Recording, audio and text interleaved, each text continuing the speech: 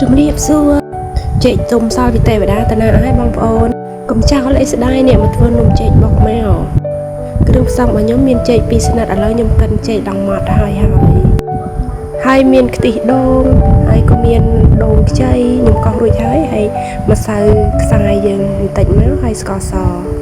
ចេកចូលក៏អត់អីដែរបងប្អូនតែចេកខ្ញុំអត់សូវចូលទេដោយសារតែពេលម៉ែដាក់ទេវតាហ្នឹងចេកអត់តាន់ទុំចេកនៅខៀវថ្ងៃនេះយើងទៅនេតានាំកូនញ៉ាំចៅមកធ្វើនំចេកខ្ញុំ2ស្និតអញ្ចឹងខ្ញុំដាក់ម្សៅតែកន្លះថង់ទេព្រោះខ្ញុំអត់ចង់ឲ្យឃើញអង្គច្រើនទេខ្ញុំចង់បានឃើញចេកច្រើនជាងហើយយើងដាក់ម្សៅចូលហើយយើងដាក់ទឹកខ្ទិះចូលទៅទឹកខ្ទិះយើងដាក់ម្ដងតិចណាកុំដាក់កំហុកតែម្ដងខ្លាចវាជ្រាយជ្រុលទៅយើងពិបាកវិចហើយយើងក៏ច្បល់វាចូលគ្នាមួយតង់សិននៅពេលដែលច្បល់វារៀងសព្វហើយយើងក៏យកអំបិលមកដាក់បន្តិចមក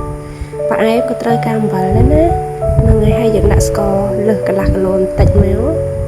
ហើយយើងក៏ចាប់ដើមច្បល់វាបន្តឲ្យវារលាយចូលគ្នាបន្តិចមកស្កររបស់យើងបានលាយចូលសព្វហើយអញ្ចឹងយើងក៏ដាក់ដូងចូលមករួចយើងកូរវាតិចមកច្បល់វាឲ្យចូលសព្វជាមួយនឹងសាច់ម្សៅនឹងចេករបស់យើងហ្នឹងហើយវារៀងខាប់បន្តិចយើងក៏ថែមទឹកខ្ទិះបន្តិចមកទៀតមកយើងកូរល្បាយវាឲ្យចូលគ្នាមកណាយើងក៏នៅតែកូរវាឲ្យវាច្បាស់ថាវាចូលគ្នាហើយឥឡូវវារៀងខាប់បន្តិចទៀតហើយយើងក៏ថែមទឹកខ្ទិះតិចទៀតមកហើយយើងកូរវាម្ដងទៀតមកនឹងហើយលើកនេះសាច់ម្សៅរបស់យើងល្មមហើយមិនរាវពេកហើយក៏មិនខាប់ពេកបើយើងដាក់រាវទៅពេលយើងខ្ចប់បាក់ចេកទៅវាហូរតបមកយើងក៏កាត់ស្លឹកតិចមកណាកាត់ដើម្បីឲ្យយើងកាច់ពេលយើងដាក់នំទៅក្នុងស្លឹកទៅវាអត់បតិបតាវាឃើញវិចនំមកឃើញនំយើងស្អាតយើងចំណាយពេលវិចរៀងយូរដែរព្រោះនំយើងរៀងច្រើនហើយខ្ញុំវិចតូចៗទេខ្ញុំអត់វិចធំពេកទេហើយបើសួរថាខ្ញុំអាសាមែនខ្ញុំអត់អាសាទេតែខ្ញុំស្ដាយរបស់បងប្អូនហើយទិញគេមកមិនមែនថោកណាយើងមិនមានដើមចេកដើមអីខ្លួនឯងណាយើងទិញគេអញ្ចឹងហើយយើងធ្វើទៅហើយក៏ដាក់ក្នុងទូខ្លះហើយចែកបងប្អូនភ្លក់ម្នាក់មួយទៅណាហើយបើបងប្អូនអត់មានស្លឹកចេកបងប្អូនអាចចំហុយនៅក្នុង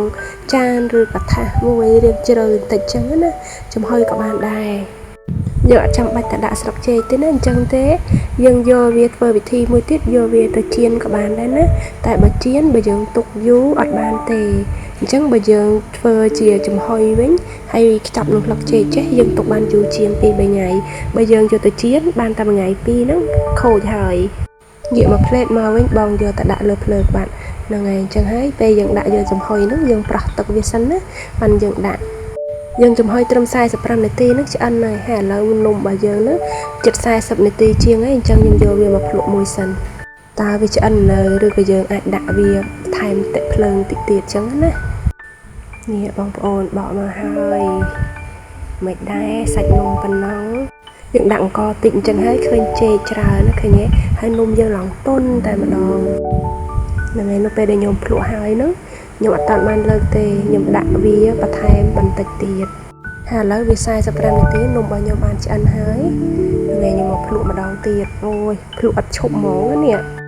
គ្រាន់តែនំធ្វើហើយចង់ឆ្អែត